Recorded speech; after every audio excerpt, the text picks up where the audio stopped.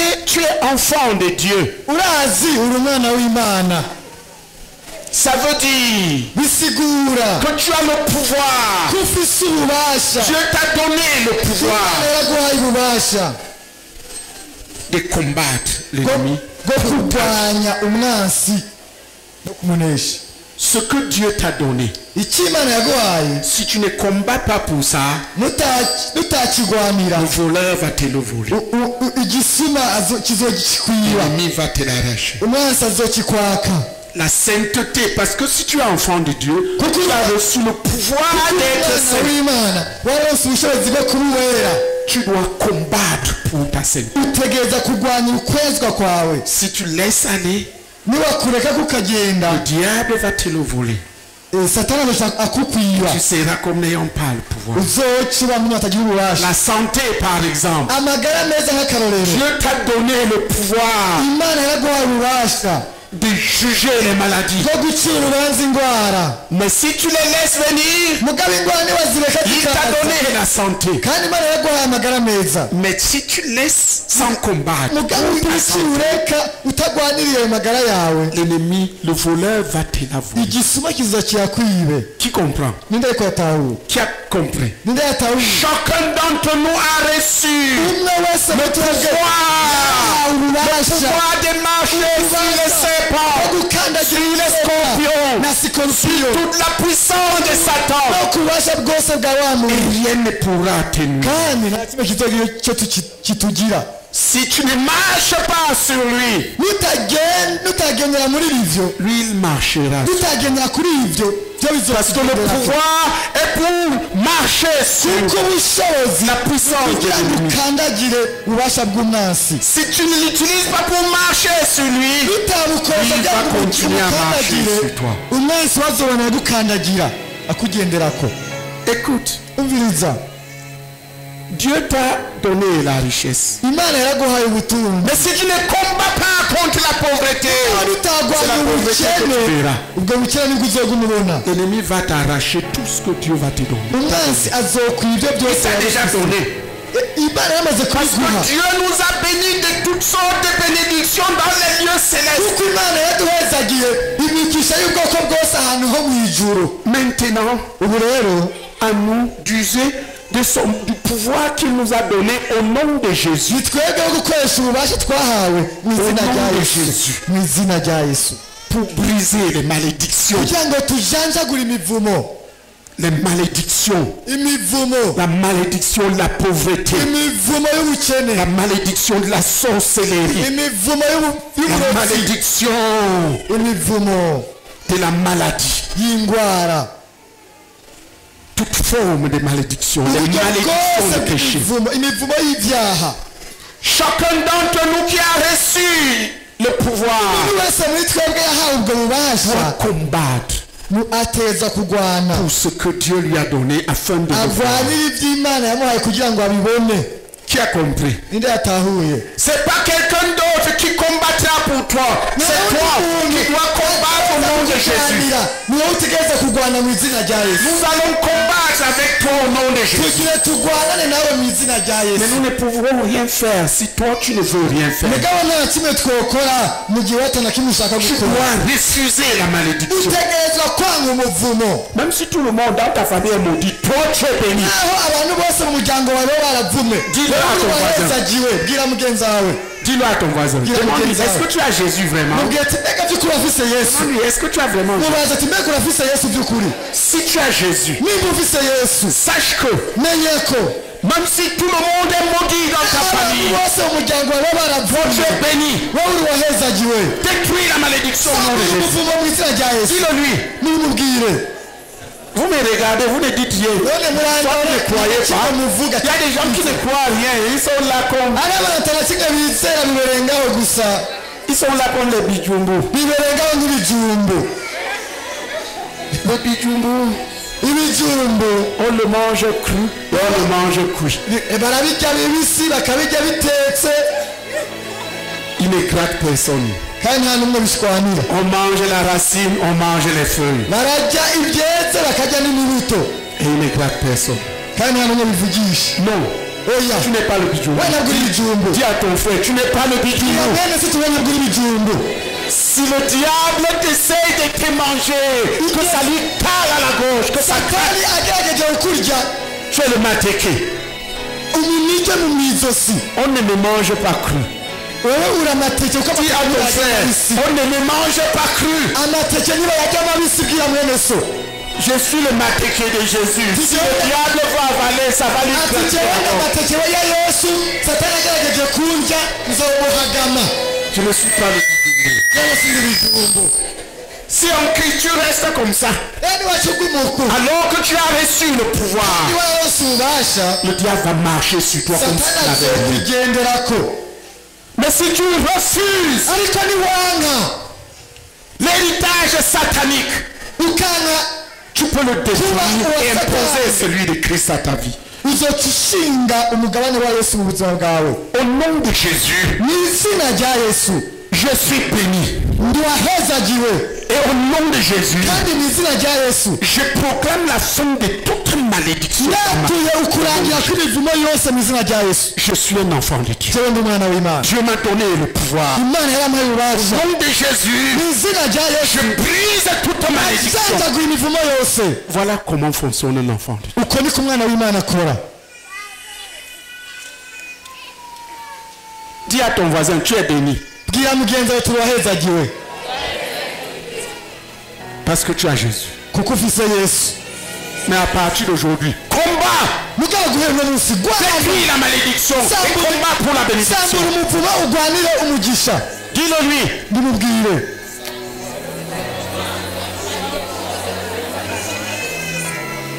Comment tu vas même combattre? Tu n'as même pas la Bible. uzogwanira umugisha gute utanafise bibiliya Yes, man. yesu we Certains d'entre vous ont décidé de ne même pas. bamwe muri mwege mwarahisemo kutagira ikintu na kimwe Hier, nous avons parlé de la Bible. Qui était là? ejo twaravuze bibiliya ninde yari ari ngaha Qui était là? ninde yari ngaha ejo Je veux voir vos Bibles. mushaka kubona bibiliya zanyu Personne ne dit je ne sais pas lire. Ayez la Bible, sinzosubire Dieu ko te donnera munavuga de ngo lire. sinzi gusoma Parce que tu tunga dois l'avoir bibiliya en main. C'est ton arme. uteza kugira mu ntoki n'ikigwanisho cyawe C'est ton signe. n'ikimenyetso cyawe Oh frère. oh bene data Posez-vous dans la position que Jésus vous a donnée. mwishyire mu kibanza yesu yabashizemo Tu n'es pas. Tu n'es pas le bijumbu. ntabwo uri ibijumbu Tu es le maté. uri amateke Amen. amen Maintenant, ubu rero tu vas te lever ugira uhaguruke et briser les malédictions. ugira uhaguruke ujanjagura imivumo Il y a la malédiction de la petitesse. hariho umuvumo wo kuguma uri umuntu muto muto Chaque jour de ta vie doit ajouter quelque chose de la gloire de Dieu. Et non umunsi la wose mu chose buzima reste bwawe stagnante. hategereza kugira ikintu cyo mu bwiza bw'imana kiyongerako oh Mes frères, bene data hier quand je pourchassais un démon, je devais jeûner des jours et des jours et prier des jours et des jours. muri kahise mu gutukana abadayimoni nashyiramo ingufu nkafata mugabo ubu n'ubusa Certains, je regarde comme ça, ils fuient seulement. bamwe bamwe ndabararuka bagaca biruka D'autres jours seulement la bouche, ça fuit. La gloire s'est ajoutée. ubwiza à la gloire. bwariyongereye Ne sois pas... marche dans ta foi. gendera mu kwizera kwawe Tu es un enfant de Dieu. uri umwana w'imana Refuse tout ce qui est du diable dans ta vie. niwanga ibya satani byose mu buzima bwawe Qui veut le faire au nom de Jésus? ninde ashaka kubikora mu izina rya yesu Lève la main. tuzi ukuboko Lève-toi, nous allons commencer. haguruka tugiye dutangure Nous allons commencer à détruire tugiye dutangure gusambura les liens qui vous tiennent injustement captifs. iminyororo ibagumiza muri imbohe Les esprits qui vous tiennent injustement captifs dans des choses de Satan. imwemu ziguma Alors que vous êtes des zaboheye enfants. mu bintu bya satani kandi muri abana b'imana Tu vas parler au nom de Jésus comme un commandant. uraza kuvuga mu izina rya yesu Le nom n'umukomanda de Jésus t'a été donné. Qu'est-ce que tu fais à terre? izina rya yesu barari hawe Tu ouvres ta bouche. wugurure akanwa kawe Tu parles au nom de Jésus. uvuge mu izina rya yesu. Vous voyez comment je parle? murabona ingene mvuga Je suis un lion. ndi intare. Hehe. Les chrétiens sont de la race des lions. abakristo ni abo mu bwoko Parce bw'intare que Christ est le lion de Juda. kuko yesu ni intare yo mu muryango wa yuda. Dis à ton voisin, je ne suis pas une chèvre. Je suis bwira pas un mugenzi mouton. wawe sijye ntabwo ndi impene. Pas un mouton, yesu ni intare mais. y'umuryango Je suis un lion. ndi intare Je suis de la tribu de Juda. ndi wo mu muryango wa yuda. Alors tu parles comme un lion. rero uca uvuga nk'intare Même si tu es un petit lion. nawe w'intare ntoyi. Un petit lion est un lion. umwana w'intare nawe aba ari intare. Alléluia. haleluya. Tu vas rugir au nom de Jésus. uraza gutonona mu izina rya yesu. Et que ce qui est du diable dans ta vie commence à être détruit. ku buryo ibya satani biri mu buzima bwawe bica bitangura gusobanuka. C'est la chanda. Dis au nom de Jésus de Nazareth, izina rya yesu kristo w'i nazareti. j'appartiens à Jésus. uwa yesu. Dis-le 7 fois de tout ton être, j'appartiens à Jésus. turindwi n'ingoni bamaze kose ndi uwa yesu ndi uwa yesu. Bashanda rakabaka sabaka. Karabashata rakabaka sabaka. Kabareka kashanda raka. Kara. Dis au nom de Jésus. tuguti mu izina rya yesu. Satan, satani tu es vaincu. yeshejwe. Je ne t'appartiens plus. sinyiri uwawe J'appartiens à ndi Jésus. uwa yesu. tuguti mu izina rya yesu. Sorcellerie. waburozi we Tu n'as plus de pouvoir sur moi maintenant. nta bushobozi ugifise kuri jewe. Oya, oya, oya oya. oya oya. Au nom de Jésus. Kara. Dis au nom de Jésus. tuguti mu izina rya yesu kristo w'i nazareti. Toi, puissance démoniaque de ubushobozi sorcellerie, bw'abadayimoni bw'uburozi qui est entré dans ma vie winjiye mu buzima bwanje à travers les sorciers que j'ai consultés, kiri mu bapfumu nagiye que kurondera mes parents m'ont consulté. ababyeyi banje bagiyeko. Tu es détruit au nom de Jésus. urasambutse mu izina rya yesu. J'ai brisé. urasambutse J'ai brisé. urasambutse J'ai brisé. J'ai brisé. J'ai brisé. J'ai brisé. J'ai brisé. J'ai brisé. J'ai brisé. J'ai brisé. J'ai brisé. J'ai brisé. urasambutse. Les gens vont commencer à renvoyer de l'air. abantu batanguye gutura Les imire. gens vont commencer à renvoyer de l'air. batanguye gutura imire. Renvoyer de l'air. imyuka À renvoyer de l'air. batanguye guturagura imire. Si c'est comme ça chez toi, tu lèves la main, tu as besoin de délivrance. imire duzi ukuboko urakeneye À renvoyer de l'air, allez vers eux. batanguye guturagura imire mujye Priez chacune de ces personnes en deux, ça va commencer à sortir. ubundi bikabita bitangura C'est des esprits de sorcellerie. mwemu z'uburozi Trouble leur vie. n'ubupfumu ziko J'ai dit, vous priez la personne en deux, frères. navuze munamika abantu Priez chacune de ces personnes en deux. Et puis fléchir les genoux devant Jésus. Kara, kara, kara, kara, kara, kara. Tout le monde prie.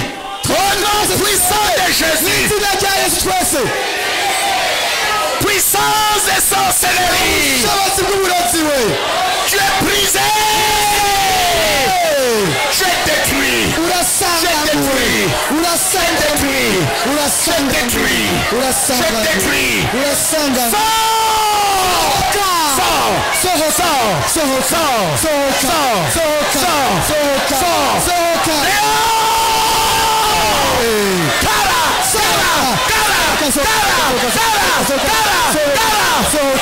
sohoka.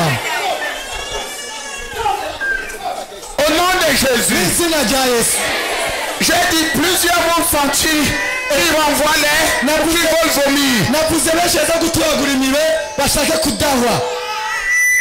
Tu lèves la main juste. niba ushaka kudahwa cyangwa uturagura imire uduze ukuboko. Tu as besoin de délivrance. urakeneye kubohorwa. Priez la personne en deux, vous chassez. muce muwunamisa Tu vas mutegeke. sortir iyo mwami yaza et les gusohoka choses vont changer dans kandi sa ibintu vie. bice bihinduka mu buzima bwiwe. Dis au nom puissant de Jésus. izina rya yesu kristo. Tout le monde. twese bose Au nom de Jésus. mu izina rya yesu Sorcellerie de la famille de Mbébiado qui est mon père dans la chair. Là. Tu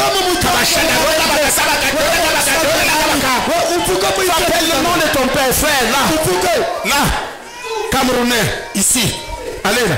uravuga umuryango wa so wawe Dis au nom de Jésus. vuga uti mu izina rya yesu Sorcellerie ubupfumu de la famille de Mbébiado qui est mon père dans la chair. wa misago ari papa wanje Je n'ai plus de place dans ma vie maintenant. nta kibanza ufise mu buzima bwanje ubu nyene Sohoka.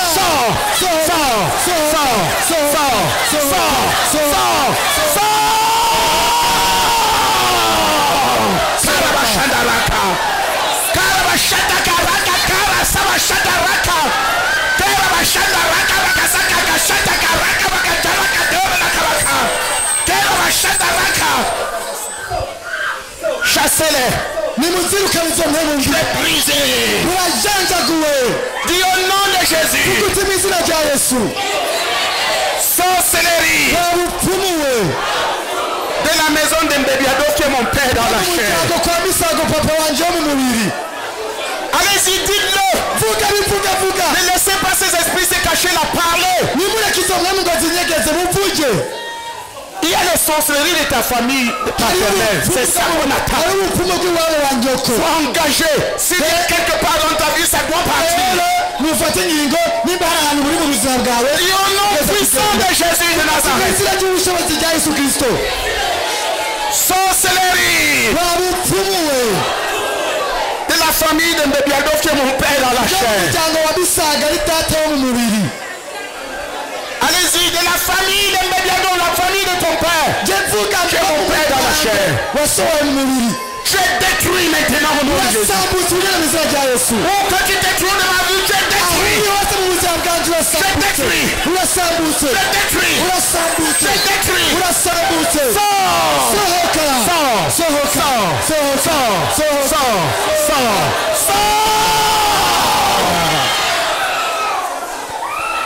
Karabashandaraka. Puissant de sorcellerie. waba ubushobozi bw'ubupfumuwe De la maison du Père. bwo mu nzu ya data Que tu sois dans cette salle aho uri maintenant. hose muri ino ngoro ubunyene Je vais briser au nom de Jésus. urajanja yesu urajanjaguwe mu izina rya Je yesu vais briser. urajanjaguwe Je vais briser. urajanjaguwe Je vais briser. Tu urajanjaguwe ne pourras plus jamais rester là. kandi uzoguma mu buzima Plus bwanjye jamais te cacher au nom de Jésus. uzosubira kwinyegeza mu izina rya yesu Dis au nom de Jésus. vuga uti mu izina rya yesu kirisito Je me sépare. witandukanije Esprit, âme et corps. niyo n'umushahara n'umubiri De la famille de Mbébiado qui est mon père dans witandukanye la n'umuryango chair. wa misago data wo mu mubiri Et au nom de Jésus, kandi mu izina rya yesu je détruis tous les liens malsains de sorcellerie ndasanganguye ingoyi zose ziri z'ubupfumu qui existent dans ma vie maintenant. zari ziri mu buzima bwanjye ubunyene À cause de la sorcellerie de la maison de Mbébiado qui est mon père dans la kubera chair. ubupfumu bwo mu nzu ya misago data wo mu mubiri Liens malsains de sorcellerie, je détruis. ingoyi z'ubupfumu murajanjaguwe Je détruis. murajanjaguwe murajanjaguwe Au nom de Jésus. murajanjaguwe Je détruis au nom de Jésus. murajanjaguwe Au nom de Jésus. mu izina rya yesu Puissant de sorcellerie waba ubushobozi bw'ubupfumuwe qui est entré dans ma vie yinjiye mu buzima bwanjye à travers les alliances avec les sorciers. biciye mu masezerano n'abapfumu fait. nakoze Je te rappelle que Jésus m'a pardonné. ndakwibukije ko yesu yambabariye Maintenant, tu n'as plus de pouvoir sur moi. ubu nyene ubu nta bubasha ukimfiseko Et au nom de Jésus, kandi mu izina rya yesu je proclame natuye que toute alliance avec les sorciers est brisée au nom de Jésus. amasezerano yose n'abapfumu asanganguwe mu izina rya yesu Alliance de sorcellerie amasezerano yo kuraguza existant dans ma vie à cause des sorciers que j'ai consultés ou que mes parents m'ont consulté. muri mu buzima bwanje kubera abapfumu nagiyeko n'ababyeyi banje bagiyeko. Brûle le nom de Jésus. Isha mu izina rya Yesu. Brûle le nom de Jésus. Isha mu izina rya Brûle le nom de Jésus. Isha mu izina rya Brûle le nom de Jésus. Isha mu izina rya Brûle le nom de Jésus. Isha mu izina Brûle le nom de Jésus. Isha mu izina Brûle le nom de Jésus. Isha mu izina rya Je détruis. urasambutse Je détruis. urasambutse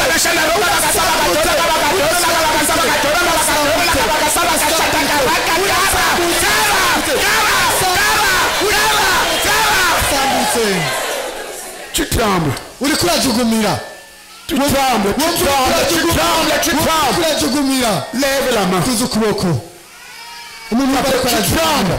wumva uri Allez la kurajugumira chasser ces esprits qui sont rentrés à travers les sorciers contre. genda Tremble. Allez là. genda muri Là frère, ici. Dieu donné là. Lève la main. Tu as besoin de délivrance. uri Tu trembles. kurajugumira tuzi ukuboko bagufashe Tu trembles. nimba wumva uri Tu kurajugumira trembles. Vous ne pouvez plus vous cacher. nimushobora Faites partie maintenant. kugenda Au nom de Jésus. mu izina rya Yesu Tu trembles. wowe ujugumira wowe ujugumira Lève la main. tuzi ukuboko uri kurajugumira wowe Lève kashinda.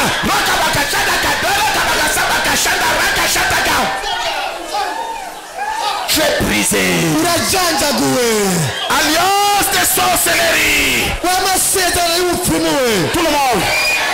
À travers la consultation des sorciers. mwaduciye mu bapfumu nagiye kuraba À travers les aliments mangés chez les sorciers. duciye mu byo kurya by'abapfumu nariye Sors. Tu es brisé. Tu es détruit.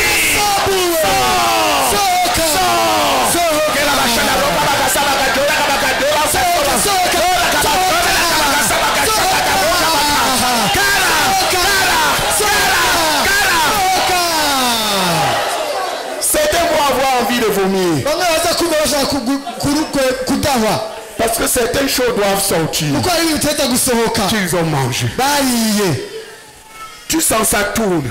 wumva biriko birazunguruka Ça comme envie de vous. ushaka kudahwa Tu as besoin de délivrance, tu lèves la main. wumva ushaka kudahwa uduze ukuboko Tourne bagusengera là-dedans. Tu as comme wumva envie biriko de vomir. birapfurungana mu nda duze ukuboko Allez vers eux, chassez-les. genda mubasengere muri Commandez que tous ces trucs qu'elle a avalés sortent. genda mutegeke ibintu byose Et bariye qu'elles soient libres. bisohoke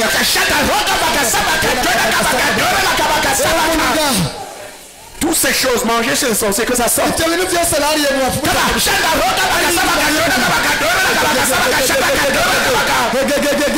hari Au nom de Jésus, mu izina rya Yesu il y en a d'autres. hari abandi Il y en a d'autres. hari abandi Ça tourne dans le ventre, tu as envie de biriko vomir. birapfurungana mu nda bashaka kudahwa Ils doivent partir aujourd'hui. Tu es libre. bitegereza kugenda Kara. Soba shanda raka. Soba shanda roka basada raka bakasabaka. doragabaga Dis au nom de Jésus. tuti mu izina rya Yesu Esprit de sorcellerie intebe y'ubupfumu qui est entré dans ma vie winjiye mu buzima bwanje à travers les choses que j'ai mangées, c'est les sorciers. byagiye ku bapfumu Et à travers la consultation des sorciers. biciye no mu kugenda mu bapfumu Sors. sohoka sohoka sohoka Là, frère. Là. Elle a besoin de délivrance. Kara. sohoka Sors. Dehors. hanze Tu pars aujourd'hui. usohoka uyu munsi Tu ne reviens plus dans ce kandi corps. ntuzogaruke muri uwo mubiri Sors. sohoka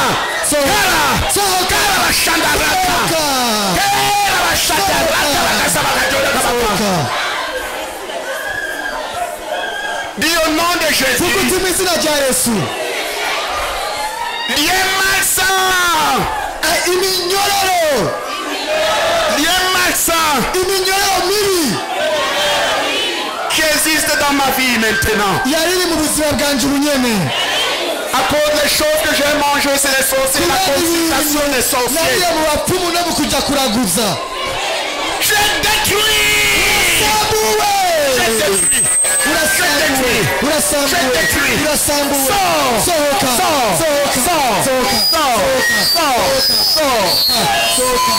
Et ne reviens plus jamais. ntuzogaruke Ne reviens plus jamais. Ne reviens plus jamais. ntuzogaruke Vous les lâchez, c'est terminé aujourd'hui. nibarekure birangiye no munsi Karabashanda roka bakasaba kadoro kabakadoro. sohoka Continue. sohoka Brisé. ubupfumu urataguwe sondagurika mu izina rya Yesu Kristo Tu la quittes, c'est fini. muvamwe birarangiye Sors sohoka et ne reviens plus. kandi ntuzogaruke Amen. amen Amen. amen Amen. amen Tu es tombé. urakorotse Et c'est fini pour toi. kandi birarangiye Amen. amen Amen. C'est terminé aujourd'hui. uno munsi birarangiye Arrachons des vos mains. turamukuye mu biganza Nous byacu dispersons le conseil des sorciers. tatanije La maison du Père. Feu. inama z'abakozi zose Feu. sohoka Feu. sohoka Brûlez. urahiye Brûlez. urahiye Brûlez. urahiye Brûlez. urahiye urahiye urahiye hanze Dans les abîmes des ténèbres. ikuzimu Amen. amen Amen. amen Amen. amen Gloire à Jésus. izina rya Yesu Gloire à Jésus. Amen. amen Alléluia. amen Alléluia. amen Alléluia. Jésus. Yesu Jésus. Jésus Jésus. Jésus Jésus. Jésus Quitte maintenant. Pas. genda ubunyene Et ne reviens plus. Tu es tombé. C'est fini. C'est prendre des sorcelleries. nzoke Je voilà tomber uratembagaye dans les abîmes. ikuzimu C'est fini.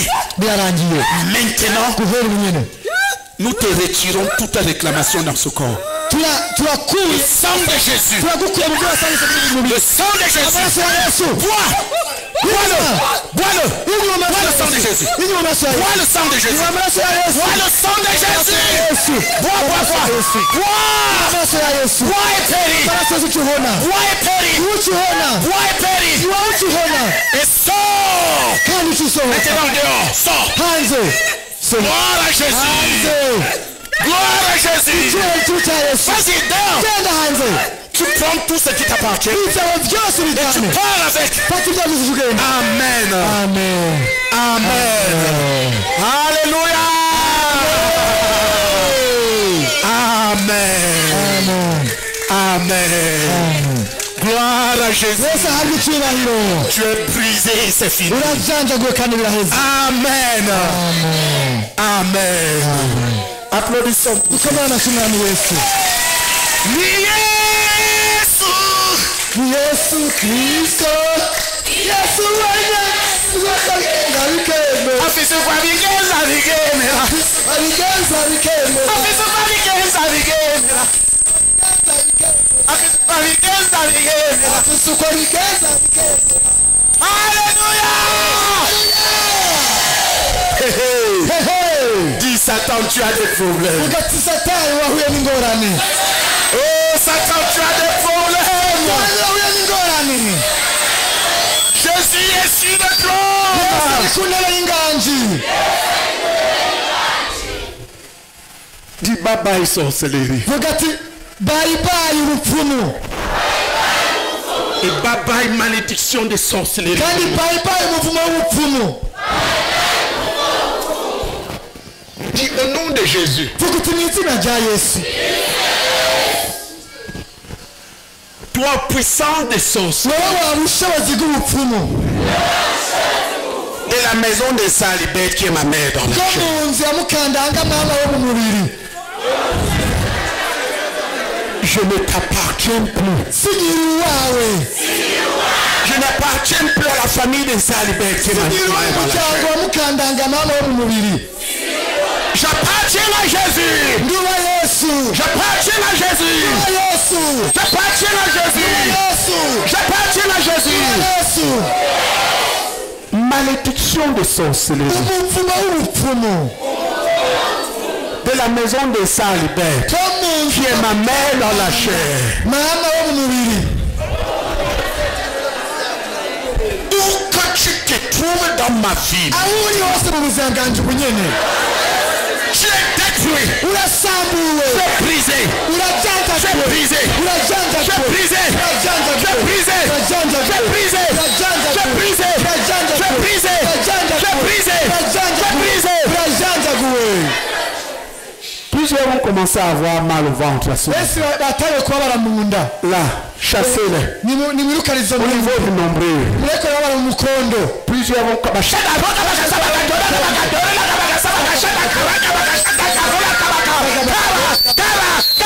Toragabaga. Ils vont le ressentir de plus en plus là. Murata kuguma mu Tu byiza. sens quelque chose, tu tires. Urumva ibintu bigukora Au mu niveau du ventre, tu mukondo. lèves la main, tu as besoin de délivrance. Ukuboko bagusengere. Urakeneye kubohorwa. Tu lèves la main, Uraduza ukuboko. ça tire. Umukondo birakwega. Tu lèves la main, allez vers eux. Genda mu basengere. Chassez les esprits de sorcellerie de la maison de ta Wirukane maman. izo mpemu z'ubupfumu bwo mu nzu iwabo wa nyina. Les esprits qui sont entiers à travers le lien du cordon ombilical. Impwemu zinjiye mu basezerano yo mu mukondo. Levez les mains, les gens viennent vers vous. Tuza ababaka abantu baze kubasengera. Au nom puissant de Jésus, Mu izina rya Yesu Kristo. je romps le cordon ombilical. Ndatandukanije umukondo wanje. Je romps le cordon ombilical Ndatandukanije umukondo.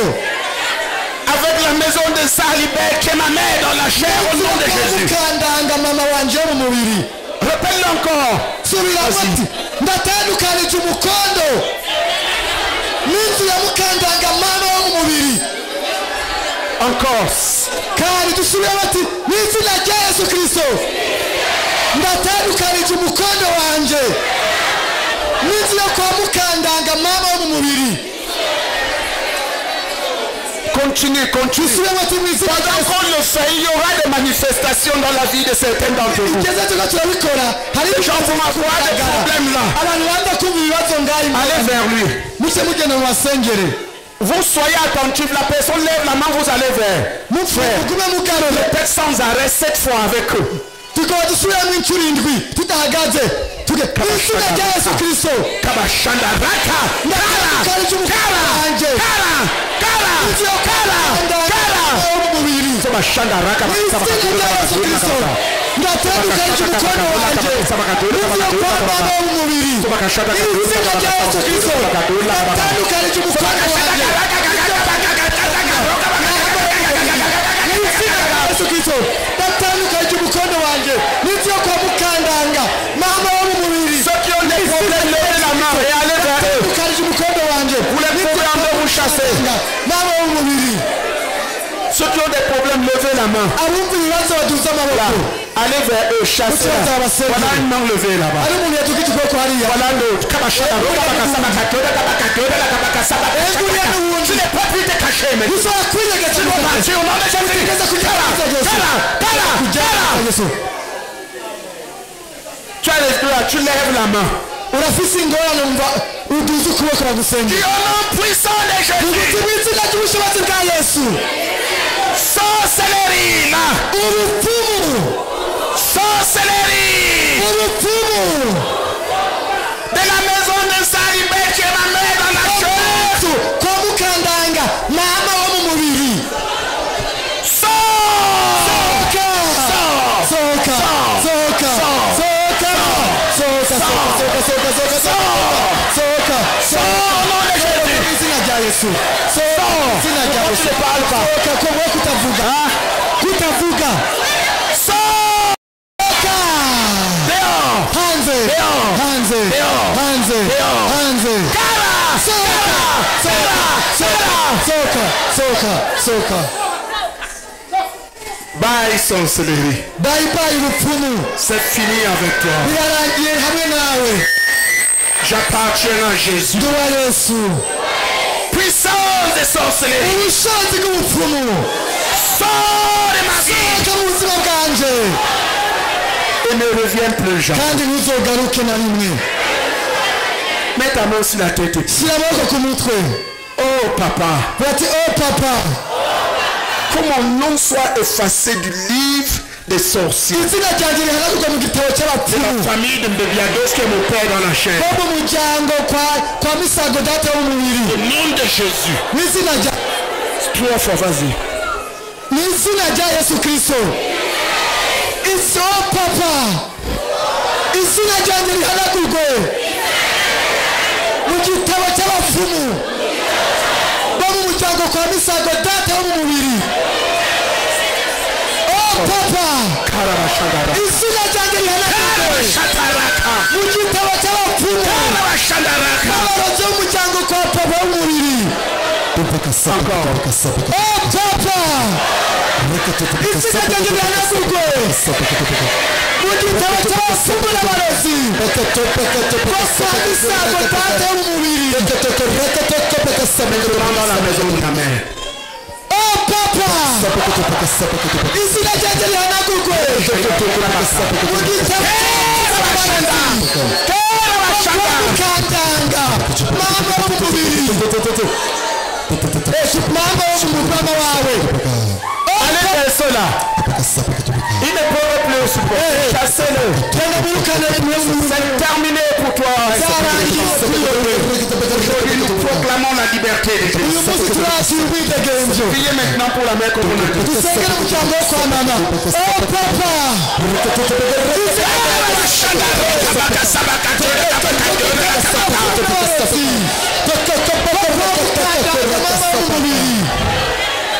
Oh papa. Izina ryanjye rihanagurwe mu gitabo cy'abapfumu n'abarozi bo mu muryango kwa mama w'umubiri. Oh papa. Izina ryanjye rihanagurwe mu gitabo cy'abapfumu n'abarozi bo mu muryango kwa mama. Oh papa. Oh papa. Que les sorciers me cherchent et ne me voient pas. Abapfumu n'abarozi bandondere ntibasubire kumbona. Rends-moi parfaitement invisible devant les sorciers. Ungira w'intabonwa imbere y'abapfumu n'abarozi. Parce que j'habite maintenant en Jésus. Kuko mba muri Yesu. Merci papa. Urakoze papa. Au nom de Jésus. Mu izina rya Yesu. Amen. Amen. Applaudissons pour Amashimeshe ku mwami Yesu. et asseyons-nous. Twicare. Le temps nous fait défaut, Umwami waduhemukiye. mais on a un peu attaqué la délivrance. On a un peu attaqué la délivrance. Twakoze gato ku byo kubohoka. Alléluia! Amen. Qui a été délivré Ninde wabohotse pendant qu'on priait? igihe twariko turasenga? Lève la main. Tuzi ukuboko ninde wabohotse? Qui veut nous dire ce qui s'est passé? Ninde wadushingiye intahe ku byabaye? Les 3 premières personnes au nom de Jésus. Batatu ba mbere mu izina rya Yesu baze gushinga intahe. Baze banyaruka. 3 premières personnes, venez. Batatu baze banyaruka. Alléluia. Amen. Oui, les 4, vous pouvez. Bane nimuze nta kibazo. Ça va comme ça. Ni sawa gutyo. Alléluia. Amen.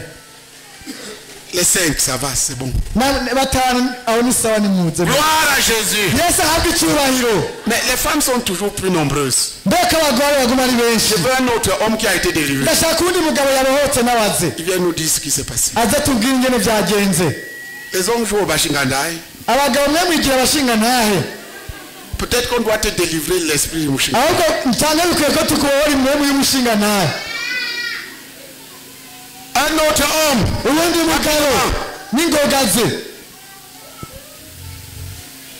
Alléluia. Commencez. Nimutangure. Yesu ashimwe. Que Jésus Yesu soit ashimwe loué. cyane.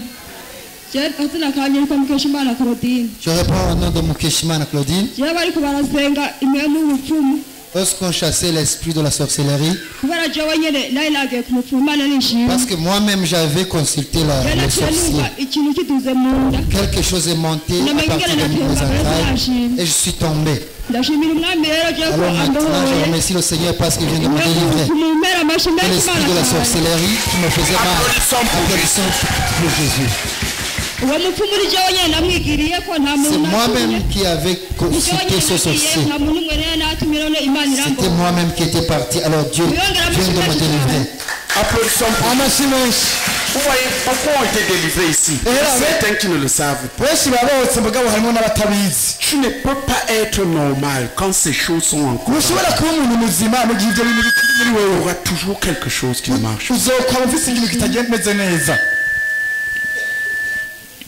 Yesu ashimwe Attendez, Rindi yarindi. je vais parler d'abord d'une délivrance là qui a eu lieu peut-être même en 4 minutes. Nshaka kuvuga ku kuronga kwabaye. Mugabo umuntu atabimenye. Igihe On a vu un grand homme noir igihe twasenga hari umuntu yabonye urugabo runini yarwirabura devant lui. imbere yiwe. Il a perdu la boule. C'est qui? acaramera nk'ubuzu kitazimanga ninde Qui a eu ça? ninde yabonye urwo rugabo runini. Lève la main. Tuzi ukuboko nimba ari wewe.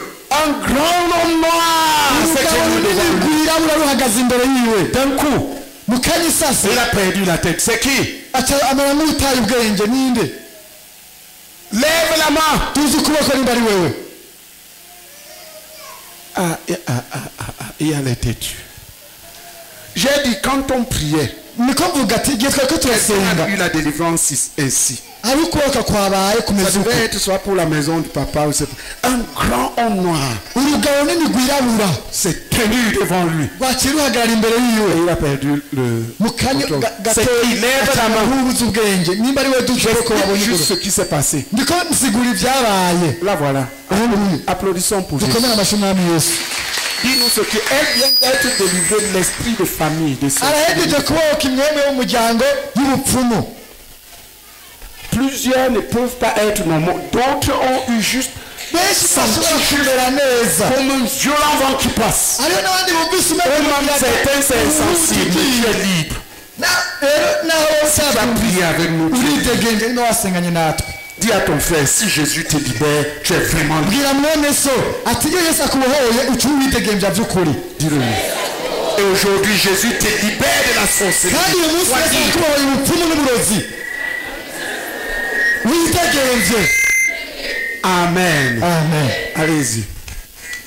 Yesu ashimwe Et Jésus soit loué. jewe nitwa Kwizera Solange Moi je m'appelle Kwizera Solange. jewe igihe umukozi w'Imana ariko aravuga ngo dusenge dusambura impwemu mbi z'abapfumu n'abarozi Lorsque le serviteur de Dieu disait que l'on prie pour détruire l'esprit de la sorcellerie, jewe sinigeze nja mu bapfumu ariko nakuriye iwabo wa mama ariko hari ibintu nyokuru yazambwira ngo singe. moi personnellement, j'ai jamais consulté les sorciers, mais j'ai grandi chez ma grand-mère. Alors, il y a des choses qu'elle me disait de ne pas manger.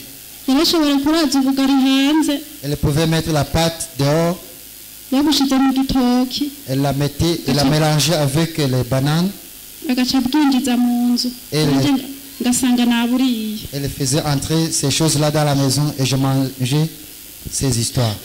ariko ngisenga naciye numva mpiye mu Alors, nda lorsque je priais, j'ai acara senti ibintu nyene biraduga quelque chose qui me brûlait au niveau du ventre et des choses ont monté et j'ai commencé à vomir. Applaudissons pour Jésus pour ça. ashimira umwami ko Imana yambohoye. Alors je remercie le Seigneur parce qu'il m'a délivré.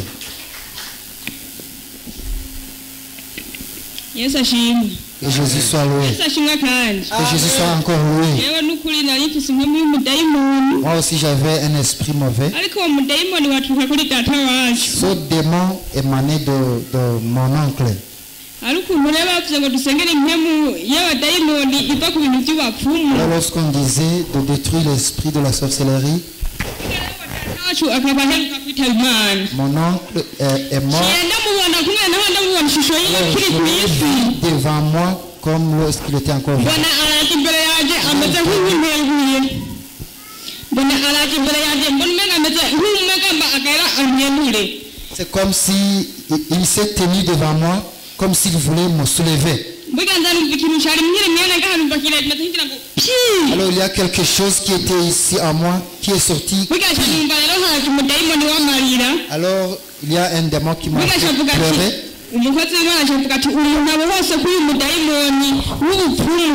Alors le serviteur de Dieu, il y a quelqu'un qui vient d'être délivré d'un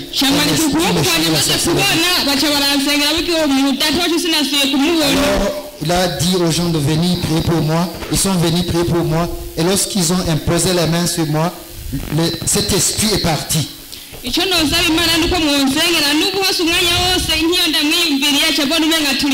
Alors souvent, lorsque je pense à lui, cet esprit vient et je le vois. Il ne vient plus au nom de Jésus. Toi, Jésus. Akubwiye ngo nazosubira kugaruka rusubire kumwitega. Je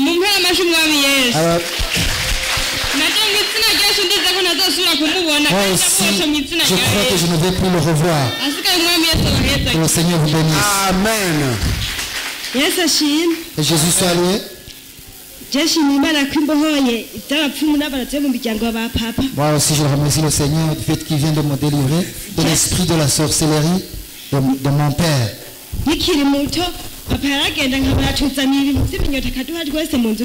Lorsque j'étais encore enfant, papa partait et il revenait avec du cendre et il nous donnait et on mangeait ça.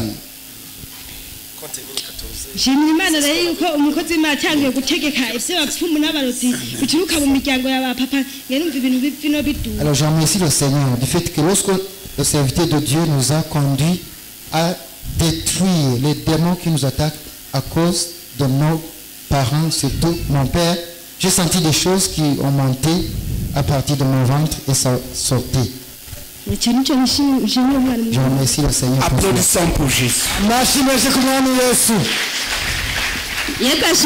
Que Jésus soit loué. Je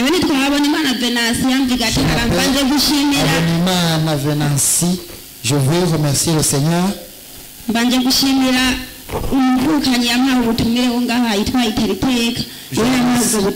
Aussi mon confrère qui m'a invité ici pour que je vienne ici.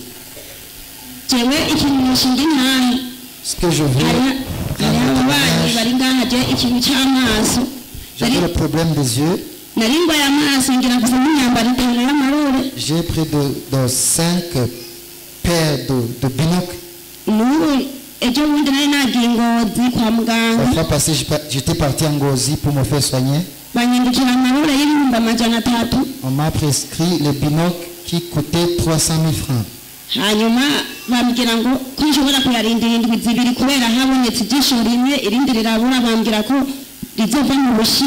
On m'avait dit d'attendre pendant 2 semaines parce qu'ils avaient eu un verre, le verre d'un CIE, et que l'autre, ils allaient commander à partir de la Chine.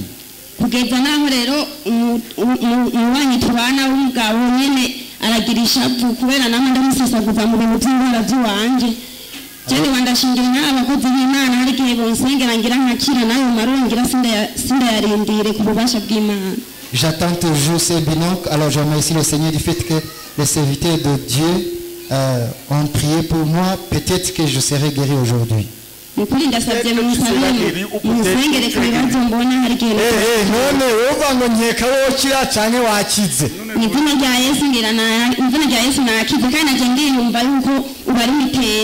sens que c'est un peu maintenant. Je crois que je... Nous ne voulons pas les jeux pentecôtistes ici. Quand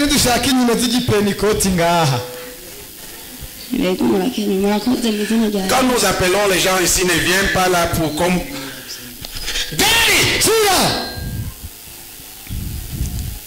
Tu es guéri. Applaudissons pour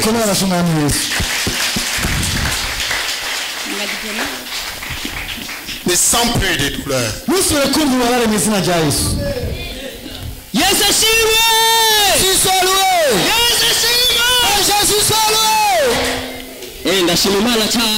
remercie le Seigneur, bon maman. Jésus m'a délivré et il m'a guéri. Ça fait beaucoup de temps. J'ai mangé du poison. Ça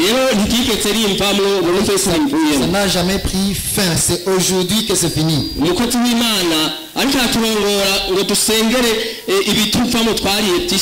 Lorsque le serviteur de Dieu nous conduisait à prier pour nous débarrasser des mauvaises choses, des choses que les sorciers nous ont données, j'ai prié par la foi et j'ai saisi ma guérison.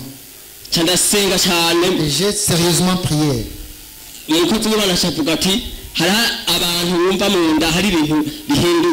Alors le serviteur de Dieu a dit, il y a des gens qui sentent qu'il y a des choses qui viennent de changer dans leurs entrailles.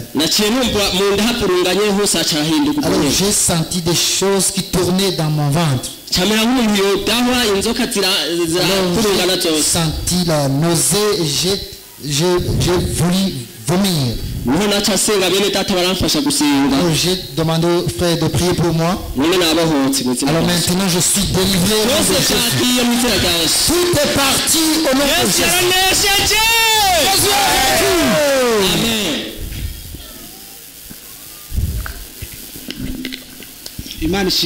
Amen. Moi je m'appelle Nyonguru Prida.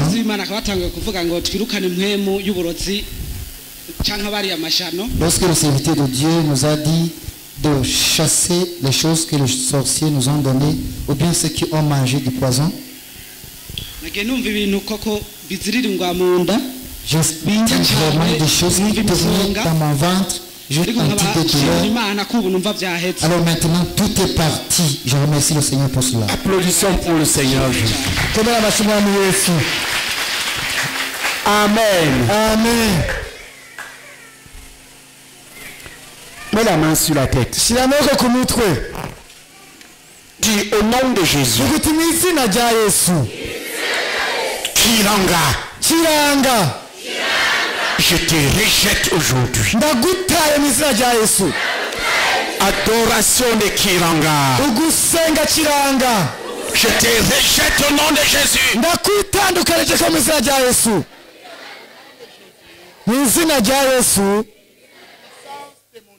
Ubushobozi bw'abadayimoni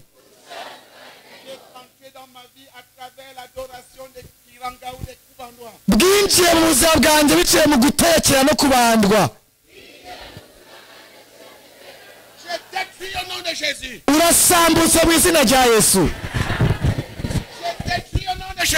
Urasambutse mu izina rya Yesu. Au nom de Jésus. Mu izina rya Yesu. Au nom de Jésus. Puissance démoniaque qui est entré dans ma vie à travers l'adoration de Kiranga.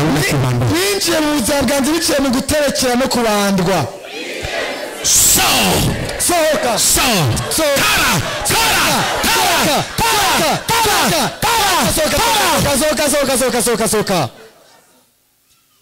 Les gens vont avoir envie de vomir. Puissance d'adoration de Kiranga. Ou de Kubandwa. Je détruis. Je détruis.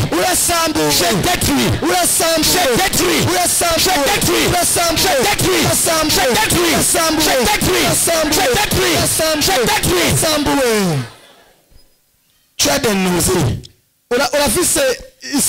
Ou tu as envie de vomir. Tu sens quelque chose qui te saisit vers la gauche. Lève la main. Tu as besoin de délivrance. Il y en a déjà là. Vous ne pouvez pas vous cacher. Vous devez partir. C'est fini maintenant. Sors. Je détruis. C'est fini maintenant. Sors. Là, elle a besoin. Toi-même, priez pour elle. Allez-y, commandez. genda mutegeke Au nom puissant de Jésus. izina ry'ubushobozi bwa Yesu Adoration de Kiranga ou de Kubandwa. kera no kubandwa J'ai brisé.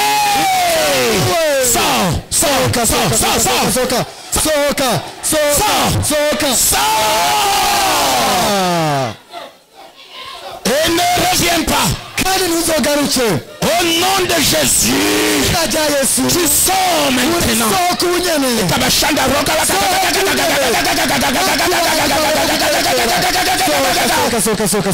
Kabashanda roka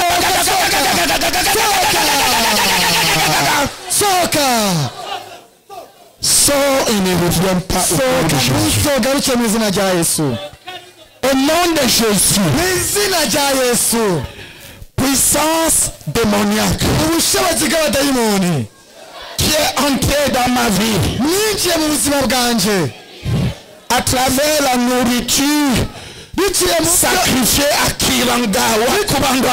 biciye mu byo kurya byatanzwe ku kimazi ku kubandwa no kuraguza Je détruis. urasambutse Je détruis. urasambuye urasambuye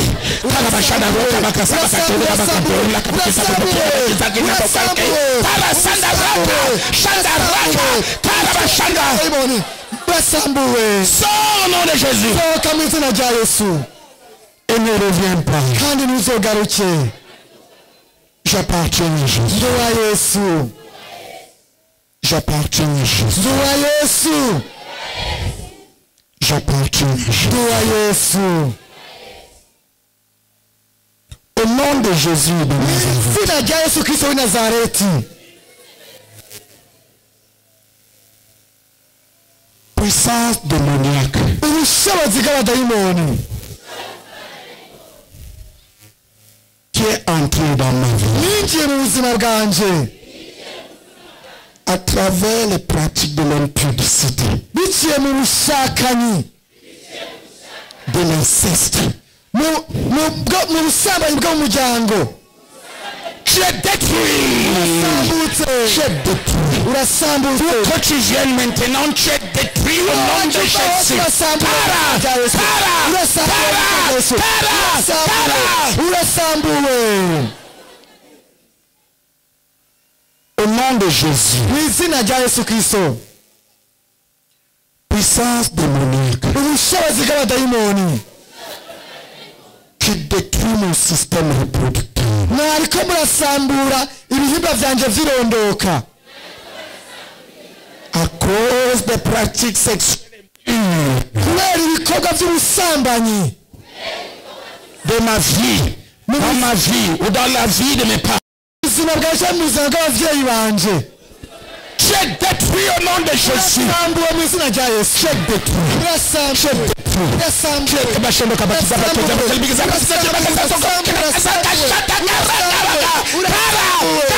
urasambuwe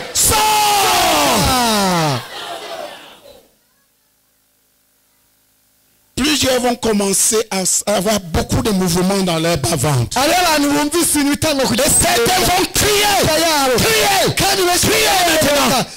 boroga benshi boroga Où que vous vous cachez maintenant. aho mwinyegeje hose mwamye mu mbimwe Esprit, non, laissez. nimureke Esprit méchant qui détruisait le système reproducteur. imwe mbi ziriko zirasambura ibihimba vyanje vyirondoka J'ai exposé.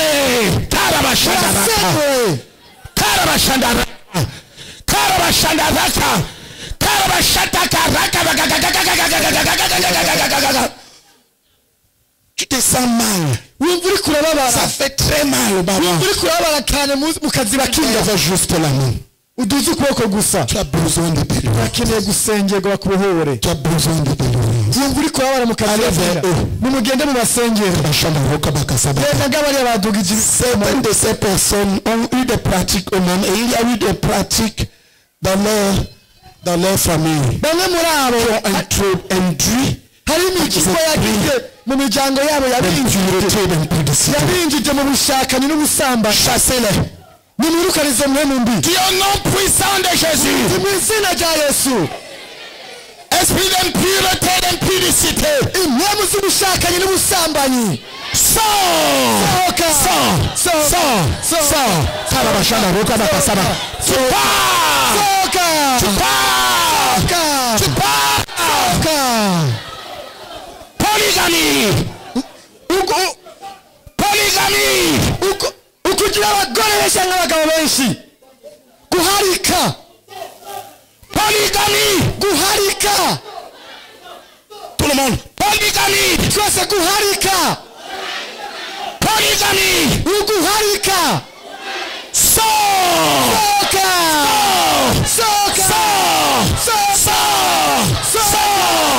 soka Plusieurs vont avoir des malaises. hari abantu baza kumva bamerewe nabi Allez vers eux.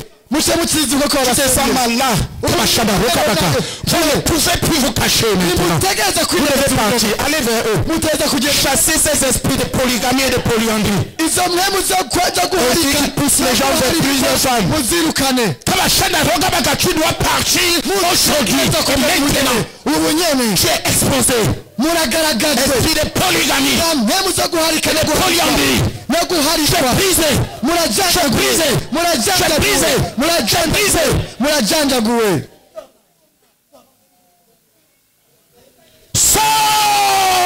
Sors. Au nom de Jésus.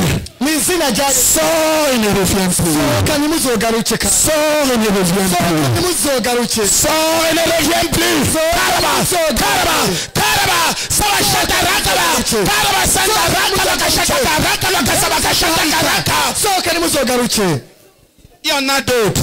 hari abandi Il y en a d'autres. hari abandi Ils ont des mouvements de difficulté dans le bas-ventre. bafise ibibazo mu kazi bakira sohoka Lève la main. tuzi Tu as ukuboko besoin de délivrance. urakeneye kubohoka Allez vers eux. muce mugenda hene Chassez ces esprits, séparez-les. ibirukana izo mpemu L'impudicité, les impuretés, de la polygamie. impwemu zo guharika no guharikwa Au nom puissant de Jésus, tout le monde. ubushobozi bwa yesu twese Dis au nom de Jésus. vuga mu izina rya yesu kristo Esprit d'impureté, d'impudicité, sors. impwemu z'ubushakanye n'ubusambanyi sohoka Sors. sohoka Sors. sohoka Sors là. sohoka Là. sohoka Là. Kara. sohoka Au nom de Jésus. mu izina rya yesu Polygamie. uguharikwa Polyandrie. uguharikwa Impudicité. kanyi Sors. Tu pars. Ah, maintenant. tugenda ubunyene Et tu ne reviens plus jamais. kandi ntuzogaruke Tu la quittes. muvemo Allez. Tu pars. Vous notez l'esprit là où vous le chassez. Sors. genda Pars. genda Quitte là. muvemo Polygamie. wa mpemu yo guharikwa Polyandrie. Tu es brisé. Tu es brisé. Pars. sohoka Et ne reviens plus kandi jamais. ntuzogaruke mu izina rya yesu On violente le diable. satani bamwirukanisha ingufu ntibamudigagiza Commandez. tegeka Tu pars. uravuga C'est fini. birarangiye uragiye birarangiye birarangiye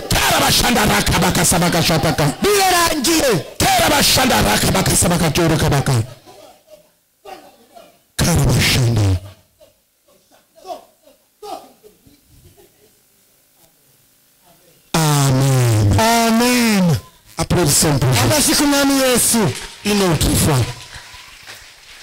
Lève tes mains. duza amaboko yawe yose rero Tu reçois seulement en disant Amen. wowe urakira mu kuvuga gusa uti amena Au nom de Jésus, mu izina rya yesu que l'Éternel te bénisse d'en haut. uhoraho aguhezagire hejuru mu kirere Dans le puissant nom de Jésus, izina ry'ubushobozi bwa yesu que la part de Joseph soit pour nous. umugabane wa yosefu uri wanyu Pendant pendant que tu vas obéir à ce que notre Dieu nous a commandé, au nom de Jésus, que tu prospères, que tu prospères, que tu prospères, que tu prospères, que tout ce que tu touches prospère au nom de Jésus.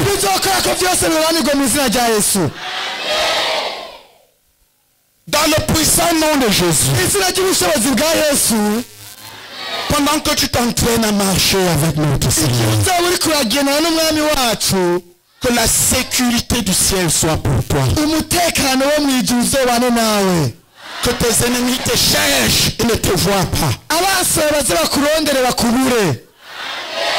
Au nom puissant de Jésus, que l'Éternel bénisse Kayanza. Que l'Éternel bénisse Kayanza. Et que l'Éternel bénisse l'église de Kayanza. Au nom de Jésus, que l'Éternel bénisse cette église avec des hommes et des femmes qui nous a préparés à Kayanza pour l'accomplissement de tous ces plans.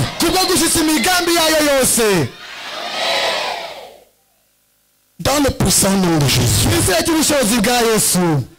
que l'Éternel bénisse les autorités de Kayanza avec toute la sagesse et tout l'amour dont ils ont besoin pour faire du bien, pour bien conduire les populations de Kayanza.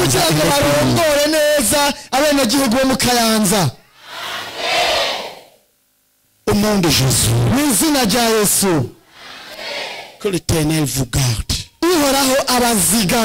ensemble comme une seule équipe